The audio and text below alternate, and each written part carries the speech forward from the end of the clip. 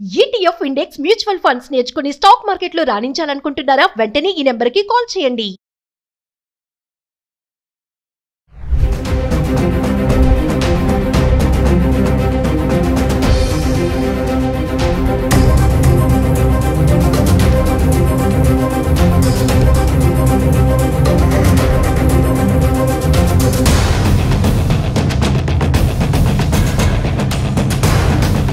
నమస్తే, welcome back to Suman TV. Present మనతో పాటు ఉన్నారు అనలిస్ట్ మందరి కృష్ణారెడ్డి గారు. నమస్తే సార్. నమస్తే అమ్మా. సార్, అహ్మదాబాద్ ప్లేన్ యాక్సిడెంట్ గురించి మనం వీడియోలు చాలానే చేస్తున్నాం. ఆ ప్రమాదం ఇంకా మరొక విమాన ప్రమాదం, కండోర్ బోయింగ్ 757 అనే ప్లేన్ యాక్సిడెంట్ అంటే ఇటలీలో స్టార్ట్ అయింది. 1500 అడుగుల ఎత్తులో ఉన్నటువంటి అప్పుడే ఇంజన్ నుంచి ప్రమాదం అంట.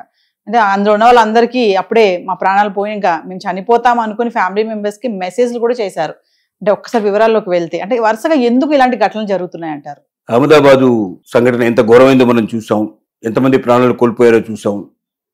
విమానంలో ఉన్న వాళ్లే కాకుండా కింద ఒక మెడికల్ హాస్పిటల్ మీద కూడడం, కొంతమంది మెడికోస్ కూడా మరణించడం, ఇవన్నీ మనం చూసాం. ఇంకా ఆ జ్ఞాపకాలు మనకు వీడకుండా ఉండటం లోపలే ఇంకా కొన్ని చిన్న ప్రమాదాలని చోటు చేసుకున్నాయి. మరొక పెద్ద ప్రమాదం అంచుదాకా వెళ్లి వెనక్కి వచ్చినటువంటి సంఘటన జరిగింది. అది గ్రీక్ దేశంలోని ఒక ద్వీపం, కోర్ఫ్ అనేటువంటి ద్వీపం నుంచి కండోర్ బోయింగ్ విమానం ఇది 273 మంది ప్యాసింజర్స్ ఎక్కించుకొని మరి జర్మనీ దేశానికి వెళ్తుంది. అది జర్మనీలో ల్యాండ్ కావాలి.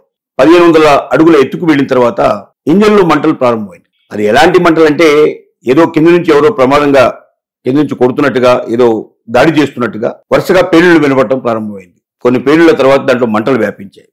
విమానంలో కూర్చున్న వాళ్ళకు కూడా అర్థమైపోయింది బతకడం అవకాశం లేదనే నిర్ణయానికి వచ్చేసారు వాళ్ళు. దానికి తోడుగా అనౌన్స్మెంట్స్ కూడా వస్తుంటాయి కదా, జాగ్రత్తలు తీసుకోండి, మీరు రెడీ అయిపోతుండండి అనే పరిస్థితులు ఏర్పడినప్పుడు వాళ్ళు మెసేజ్లు కూడా పాస్ చేశారు. మేము బ్రతకము, మా జీవితం అయిపోయింది అనేది కుటుంబాలకు కూడా తెలియజేశారు. కానీ అత్యవసరమైన ల్యాండింగ్ లో ఇది ఇటలీ లోపల ఒక ఎయిర్పోర్ట్ లోపల దాన్ని ల్యాండ్ చేయడం జరిగింది. సేఫ్ గా ఒక్కరికి కూడా ఏ రకంగా ఇబ్బంది కలగకుండా 273 మంది ప్రమాదాల నుంచి బయటపడ్డారు. కానీ వాళ్ళు తేరుకోవడం కూడా చాలా కష్టమైన పరిస్థితి. వాళ్ళు చనిపోయినవనే నిర్ణయించుకున్నారు. అదిగాక ప్రపంచంలో ఈ సంఘటనలన్నీ జరుగుతున్న విషయం ప్రతి ప్రయాణికుడు తెలుస్తూనే ఉంటుంది ఎప్పటికప్పుడు. ఎందుకంటే ఆ విమానాల్లో ప్రయాణం చేసే వాళ్ళు విమాన వార్తలు వినడానికి ఇష్టపడతారు. ఇవాళ వార్త అనేది ప్రపంచవ్యాప్తంగా సెకండ్లలో వ్యాపించే అవకాశం ఉంది కాబట్టి వాళ్ళకి ఆ ఇన్ఫర్మేషన్ ఎప్పటి నుంచో తెలుసు. వాళ్ళు ప్రాణాలు కోల్పోయినట్టుగా నిర్ణయించుకున్నారు. అంటే ప్రాణంతో బతుకున్న వ్యక్తులు ప్రాణం పోతే ఎలా ఉంటుందో అలాంటి సిచ్యువేషన్ లో మరి చివరి క్షణంలో భగవంతుడు వాళ్ళని కరుణించి భూమి మీద సేఫ్ గా ల్యాండ్ చేయడం జరిగింది. దీన్ని బట్టి మనకు అర్థమవుతుంది ఏంటంటే రోజు రోజుకు ప్రమాదాలు పెరుగుతున్నాయి. మన భారతదేశంలో ముఖ్యంగా బోయింగ్ విమానానికి సంబంధించిన దాంట్లో టాటా వారు దాన్ని తీసుకున్న తర్వాత ప్రతి ఏమాత్రం చిన్న సంఘటన జరిగిన చిన్న దాంట్లో టెక్నికల్ ప్రాబ్లం కనబడ్డా వెంటనే ఎమర్జెన్సీ ల్యాండింగ్ చేస్తున్నారు. ఎందుకంటే ఒకవేళ ఆ టెక్నికల్ ప్రాబ్లంతో కంటిన్యూ అయినట్టయితే ప్రయాణికుల ప్రాణాలు పోతాయి. ప్రయాణిక ప్రాబ్లం చాలా ముఖ్యం. విమానం వెళ్ళకపోతే ఒక రోజు లేట్ అయితే కొంత నష్టం జరగవచ్చు, కొంతమందికి కొంత నష్టం జరగవచ్చు, కొంతమందికి కొంత కష్టం ఉండొచ్చు, బాధ ఉండొచ్చు. కానీ ప్రాణం పోయిన దానికన్నా అది చాలా బెస్ట్ కదా.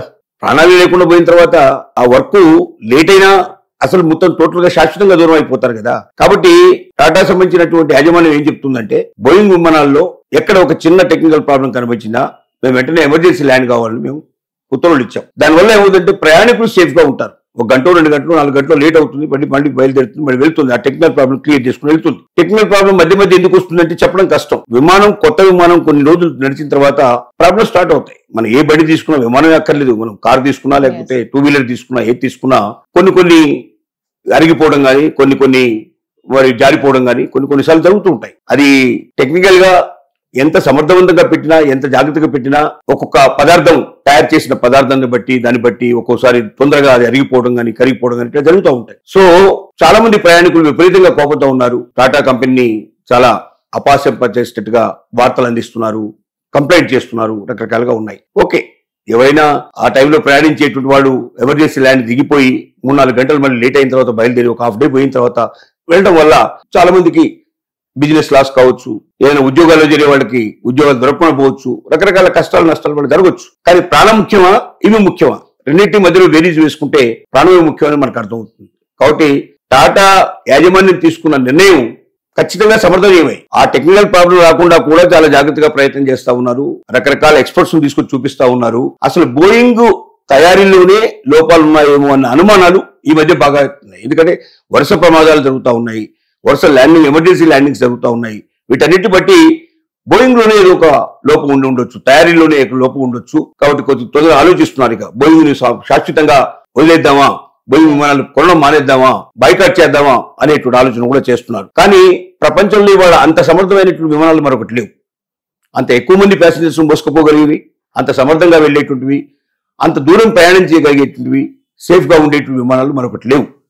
కాబట్టి ఆల్టర్నేటివ్ లేకపోవడం ఏమవుతుందంటే చిన్న చిన్న విమానాలు కొనుక్కోవడం వల్ల, ఎక్కువ సార్లు ప్రయాణం చేయడం వల్ల ఎక్కువ విమానాలు ప్రయాణం తీసుకెళ్లాల్సి, ఖర్చు ఎక్కువ పెరిగిపోతుంది. అప్పుడు ప్రయాణికుల మీద కూడా ఎక్కువ భారం మోపాల్సిన పరిస్థితి పడుతుంది. వీటన్నిటి దృష్టిలో పెట్టుకుని వాళ్ళు వీళ్ళంత వరకు బోయింగ్ లోనే ఆ టెక్నికల్ ప్రాబ్లమ్స్ అన్ని కూడా సరిచేసేందుకు ప్రయత్నం చేస్తున్నారు. తద్వారా ఎమర్జెన్సీ ల్యాండింగ్స్ ఎక్కువ పెడుతున్నారు. వాళ్ళు ప్యాసింజర్స్ చాలా మంది కోపడుతున్నారు, బాధపడుతున్నారు, కంప్లైంట్ చేస్తున్నారు, తిడుతున్నారు ఒక రకంగా. కానీ అది సరైనది కాదు.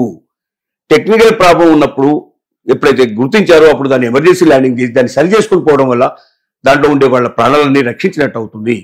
ప్రాణం ముఖ్యమా, పని ముఖ్యమా, ఈ ప్రశ్న వేసుకుని కంప్లైంట్ చేయాల్సిందిగా, బాధను వ్యక్తం చేయాల్సిందిగా మనం విజ్ఞప్తి చేస్తున్నాం. సో మామూలుగా ఫ్లైట్ జర్నీ అంటే టైం సేవింగ్ కోసం ఏదైనా కాన్ఫరెన్స్ మీటింగ్లు కానీ దేనికైనా అటెండ్ అవ్వడం, బిజినెస్ పర్సన్స్ ఎక్కువగా తరచుగా తొందరగా వెళ్ళి వచ్చేయచ్చు అన్నట్టు యూజ్ చేస్తూ ఉంటారు జర్నీ. మరి ఇలాంటి ప్రమాదాలు జరుగుతున్న క్రమంలో ఫ్లైట్ ఎక్కాలంటేనే భయం వేస్తుంది కొంతమందికి. కరెక్ట్, అది కాదని కాదు. ఖచ్చితంగా ఫ్లైట్ ఎక్కాలంటే భయం పుడుతుంది. ఆ టైం లోపల ఎమర్జెన్సీ ల్యాండ్ చేసినప్పుడు కోపం వస్తుంది, మా టైం అంతా వేస్ట్ అయిపోతుంది, మా బిజినెస్ నాశనం అయిపోతుంది, మాకు రావాల్సిన లాభాలు పోతాయి, లేదా నష్టాల బారిలో పడిపోతాం, ఉద్యోగాలు రావు, కొన్ని పనులు జరగకుండా పోతాయి, కొన్ని ఆ టైంకు జరగాల్సిన పనులు జరగకపోతే జీవితంలో చాలా నష్టం వచ్చే అవకాశాలు కూడా ఉండొచ్చు. కాదు, కానీ జీవితం ముఖ్యమా, పని ముఖ్యమా, ఈ రెండు ప్రశ్నలు వేసుకొని మాకు పనే ముఖ్యం అనుకున్న వాళ్ళు మరి టాటాను వదిలిపెట్టేసి ఇంకా ఏదైనా మార్గాలు వెతుక్కోవాలి. కానీ ఉన్న కంపెనీలో the best company Tata company. వాళ్ళు టాటా గురించి మనకు తెలుసు. ప్రతి ఉత్పత్తి, ప్రతి వాళ్ళు ఏది చేసినా, ప్రతి ఒక్కటి వాళ్ళ హోటల్స్ నడిపినా, వాళ్ళు ప్రొడక్ట్స్ తీసుకొచ్చినా, ఏది తెచ్చినా దాని వెనుక టాటా అంటే ఒక నమ్మకం, టాటా అంటే ఒక విశ్వాసం. భారతదేశంలో పరిశ్రమల ఉత్పత్తిలో కూడా దాని భాగం చాలా పెద్దది. టాటానే ఒకవేళ మన దేశంలో ఉండకపోతే మన పరిశ్రమ ప్రతి ఇంత ఉండేది కాదు. కాబట్టి దాన్ని కూడా దృష్టిలో పెట్టుకుని యాజమాన్యం మన ప్రాణాల కోసం ఆలోచిస్తోంది. వాళ్ళు కొన్నారు బోయింగ్ విమానాలు తప్ప మరొక విమానం దానికి ఆల్టర్నేటివ్ కనబడటం లేదు. అంత పెద్ద విమానాలు లేవు, ఇంకా వేరే కంపెనీలో అంత గొప్పగా రావు, అంత తొందరగా తయారు కావు. ఒకవేళ ఇప్పుడు ఇది వద్దనుకున్నా 6 months నుంచి 1 year టైం పడుతుంది అవన్నీ తయారై మళ్ళీ తిరిగి రావాలంటే. అప్పటిదాకా ఇవైతే నడపడం తప్పదు. కాబట్టి మన సేఫ్టీని దృష్టిలో పెట్టుకుని వాళ్ళు చేస్తున్న పనిని వాళ్ళనే మనం విమర్శించేటువంటి ప్రయత్నానికి వెళితే, టెక్నికల్ ప్రాబ్లం ఉన్నా కూడా కంటిన్యూ చేయమని చెప్పారనుకోండి, దాని ఫలితం ఏమవుతుంది, ప్రాణాలు పోతాయి. కాబట్టి వీటిని దృష్టిలో పెట్టుకుని మనం కూడా ఆలోచించాల్సిన అవసరం ఉంది. Thank you.